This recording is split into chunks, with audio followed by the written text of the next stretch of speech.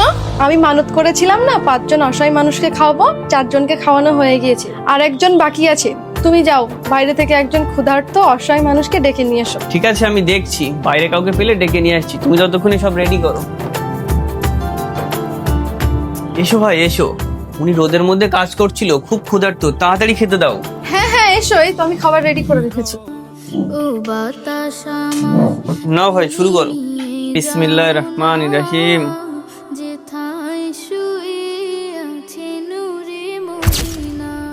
দাঁড়ান, আপনি বিসমিল্লাহ বলে খেলেন না কেন? আমি তো মুসলিম না, আর কোনো ধর্ম আমি মানিও না, তাই বিসমিল্লাহ বলিনি। তুমি এ কাকে ধরে এনেছো? আমি যে আল্লাহর কাছে মানত করেছি উনি তো তাকেই মানেন না। আপনি যান এখান থেকে। দেখো, তুমি ডেকেছো তাই আমি এখানে এসেছি।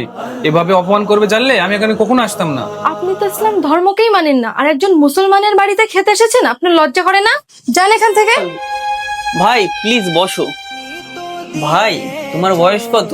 আমার বয়স 40। আল্লাহ এনাকে 40 বছর ধরে খাওয়াচ্ছেন। ইনি আল্লাহকে মানেন না, তবুও আল্লাহ না রিজিক বন্ধ করেন। তাহলে আমরা কিভাবে এনার খাবার কেড়ে নিই?